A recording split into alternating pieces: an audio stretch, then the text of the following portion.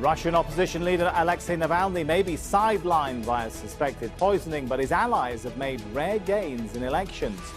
They were local polls won easily by the ruling party. Are signs of discontent, though, giving it reason to worry? This is Inside Story.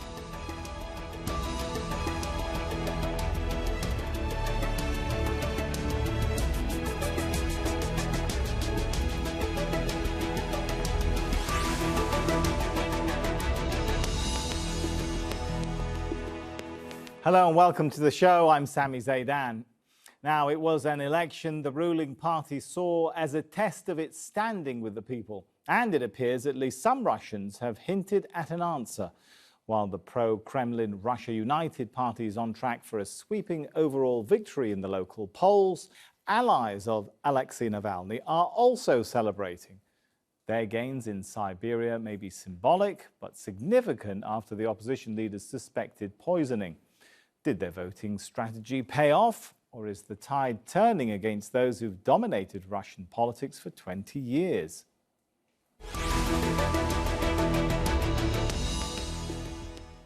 All right, let's bring in our guests into the show now. We have joining us in Moscow, Viktor Olevich, lead analyst at the Center for Actual Politics, a think tank. In London, Greene, director of the Russia Institute at King's College London and co-author of Putin versus the People. And in Belfast, Alex Titov, lecturer in modern European history and Russia expert at Queen's University Belfast. A warm welcome to everyone. If I could start perhaps with Samuel. So was this a free and fair election? Not entirely. No, I mean, it's we've seen reports on the ground, right, of election irregularities of the kind we've become used to in Russian elections over the last decade and a half or so. They also took a page from the constitutional plebiscite that they held earlier this year, in which they spread the voting over a number of days, in this case 3 days, which left a lot of room for early voting, which of course is unmonitorable by election monitors, and so there's the potential for fraud that we don't really know about. But the reality is that this is, this was not a level playing field long before anybody got to the ballot box, right? So there's uneven access to the ballot, there's uneven access to the media, there is disruption of the ability to fundraise and to campaign, right? So the idea that this is free and fair, frankly, falls apart before anybody gets the chance to vote. All right, let me take that point to Viktor in Moscow. So that is a common sentiment we hear when you talk to people outside of Russia, as well as some people who were protesting last year in the streets of Moscow. How do you think most people now will be looking at the electoral process, Viktor, those in Russia? Well, the decision to spread the voting process over 3 days, of course, limited opportunities for independent monitors to do their job in the first days of the process. Also, some of the some of the so-called voting booths were actually placed in very strange places. There were several that were actually literally on stumps, and the Central Election Commission in Russia today officially said that there were at least 3 stumps where the election took place. Somewhere from a back, some booths were in the back of a truck, and so it was very difficult to monitor and to basically see that those elections are transparent.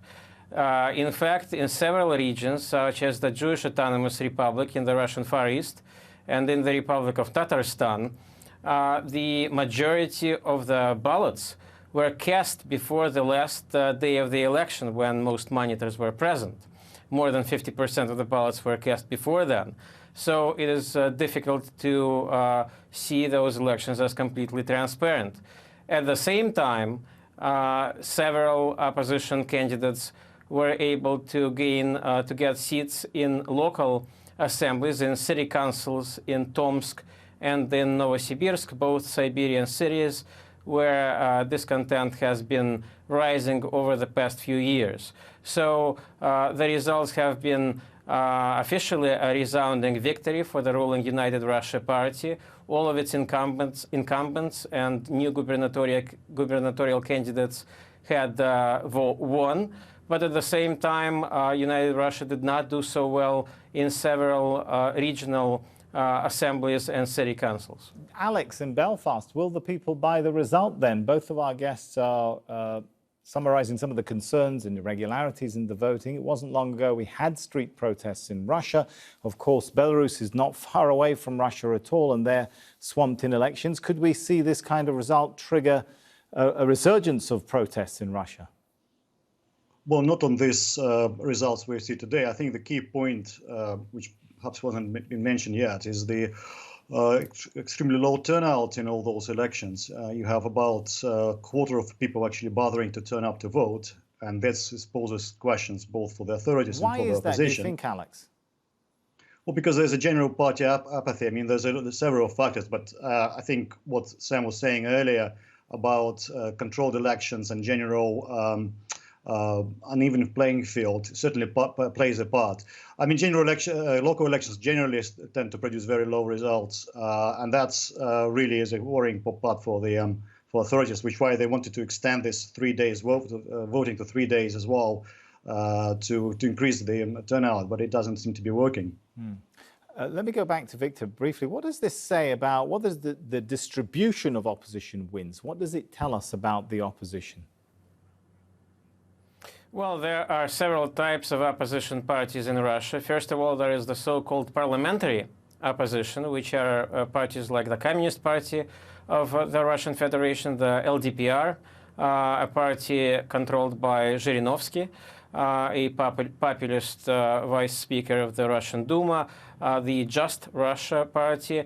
These parties are in close correlation, work in close correlation with the Kremlin, and they are allowed to more or less freely operate in the Russian political space. Now, some of these parties had gained seats in regional assemblies. The Communist Party had gained seats in several regional assemblies compared to its results in the last election cycle. Then there were several new parties which were called the so-called spoiler parties, the so-called the Green Alternative Party, the New People Party, and a party called for Truth, led by a Russian patriotic writer, Zakhar Prilepin. So these parties also work in close conjunction with the Kremlin, and they are seeking to gain the ability to get into the next Russian Duma when the elections are held, probably next year. I'm wondering about the parties. Let me perhaps take the point to Sami, right, and particularly the parties which are not friendly to the Kremlin. Mm-hmm. You know, Alexei Navalny and his allies, although he's obviously, you know, in a very difficult situation as a result of the poisoning. But Samuel, looking at his allies, can you say that the strategy, Navalny's strategy, has succeeded to some extent? To some extent, and I think certainly Navalny and his coalition, right, are putting a brave face on things. They have made some progress, and certainly they have demonstrated the fact that, you know, this is not simply a Moscow and St. Petersburg sort of urban intelligentsia movement, that it does have a nationwide following, and that they have demonstrated that this strategy they have of smart voting, right, of picking and choosing candidates, not necessarily in terms of ideological affinity, but based on really who can win, who can do the job of getting the United Russia candidate out of office, right? That does work, right? That the electoral math does work, but it works on a low level, right? So we've seen this be successful to a certain extent in some regional parliamentary elections, but really mostly on municipal and city council elections. We have not seen this be successful at the gubernatorial level, where the Kremlin really has dug in its heels and made it very Might Sam, they learn from this experiment when it comes to parliamentary elections? Well, you know, I think that it's a learning process that has to involve more than just the opposition, right? So they can obviously try to ramp up, and they are trying to do that. It is much harder to get onto the ballot. It is much harder to compete. It is much harder to campaign in a country as big and complicated as Russia, right? It is easier to get traction on local levels.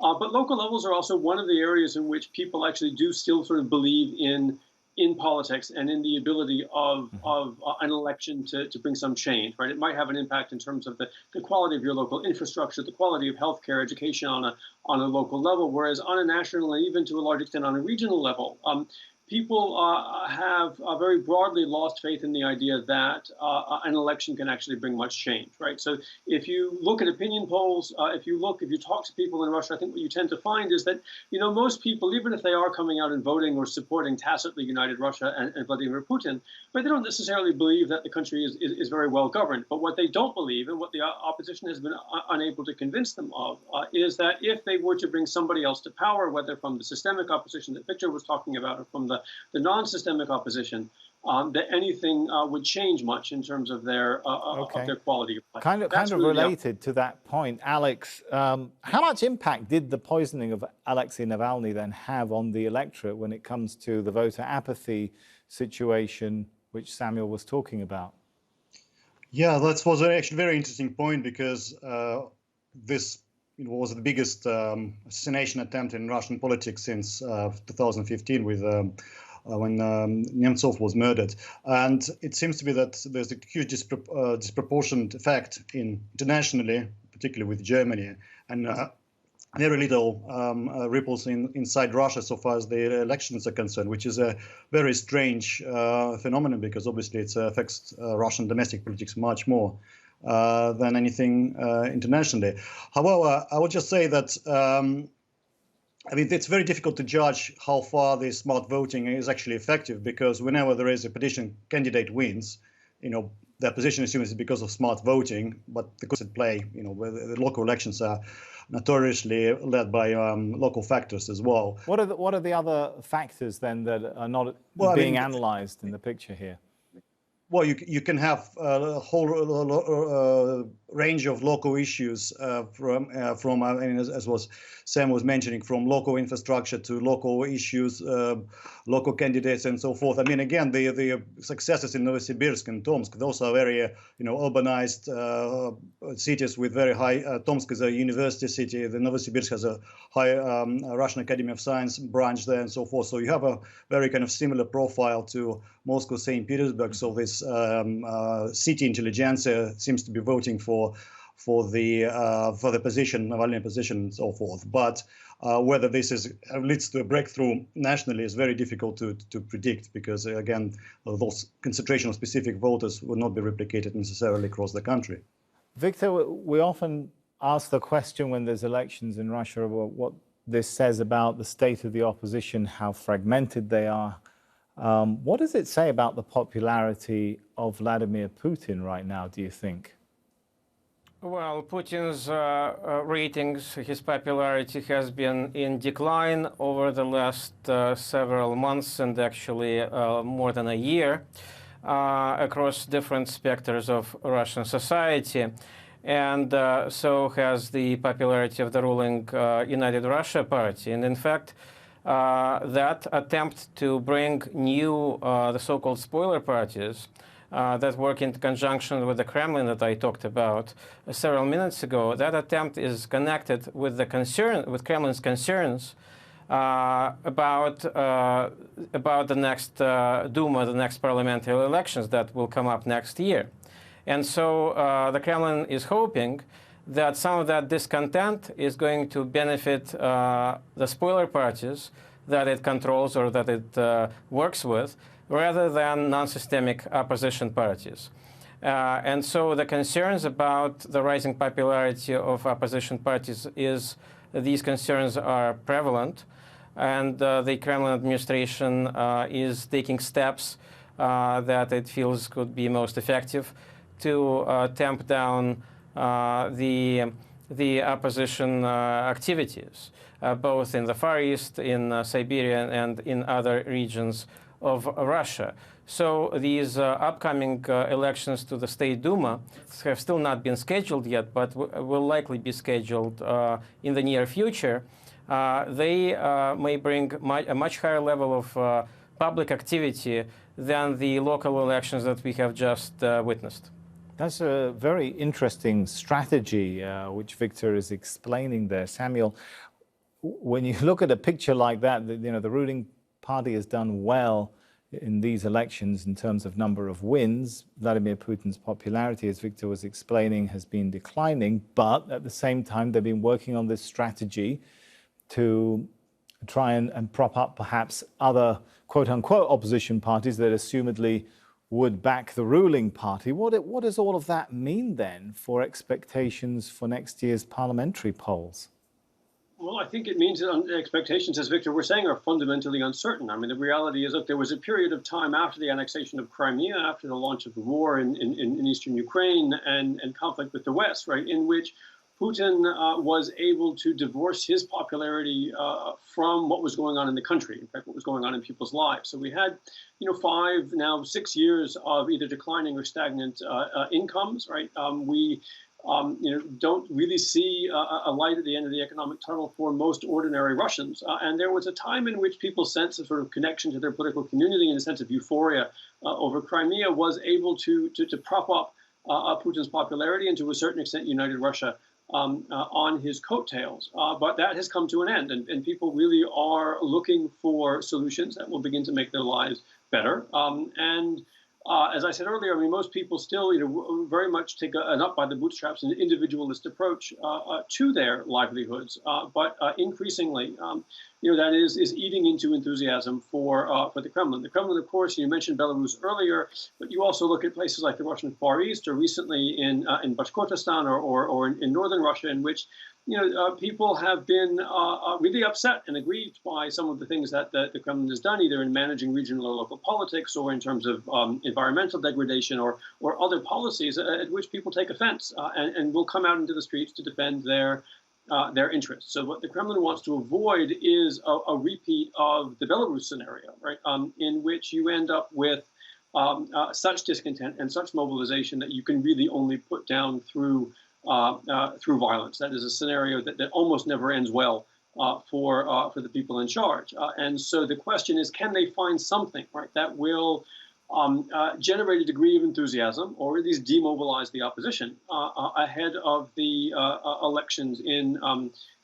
for the Duma, for the parliament. We don't yet know what that's going to be, but the Kremlin doesn't know what that's going to be. So it's using these elections now as an opportunity to experiment, to throw things at the wall and see what sticks. So there's going to be a lot of analysis happening in and around Putin's office after these votes are counted. All right, so it's a period of uncertainty, but let me take that point back to Victor in Moscow. What's the view from Moscow? Does anyone believe, as uncertain as things may look for the parliamentary polls, does anyone in Russia really think that the opposition is strong enough to unseat the United Russia Party? The comments often are that we hear the opposition is simply too weak, too disorganized, too fragmented, and doesn't have a common message beyond let's get Putin out. Well, of course, that is correct. First of all, the United Russia Party has the administrative resource behind it. We have seen that the electoral procedures themselves have been changed. They were to suit the ruling party's purposes in a more effective fashion to increase its chances of victory in various regions and on various levels, both local and federal levels.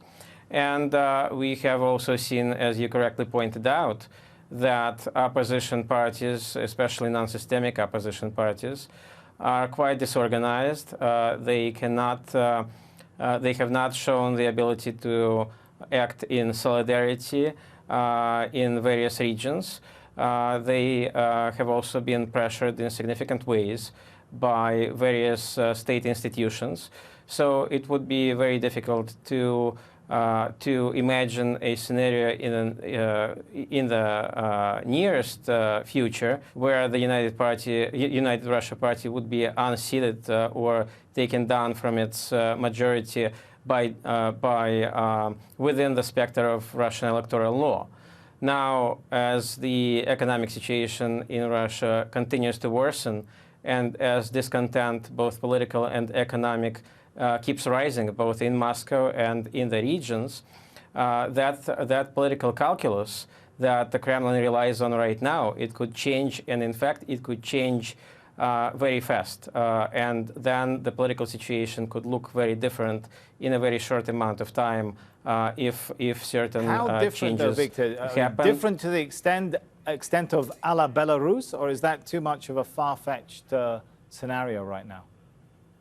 Well, we have actually seen that the situation in Belarus had gone from more or less stable, even though in the last election cycles in Belarus, we had also seen some protests and some attempts to put them down, but never before in the last 26 years of Lukashenko's rule have we seen anything on the scale that we have seen since the August 9th elections.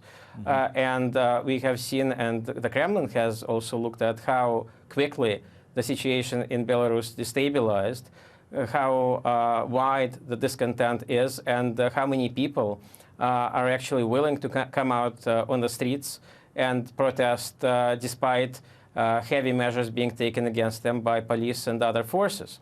And this, of course, raises concerns in Moscow, raises concerns in the Kremlin about how stable the situation, how long the situation could be kept within the normalcy and the current political stability if the economic situation changes. I'm glad you mentioned if other political factors come in. Let me take that point and expand upon it with Alex, perhaps.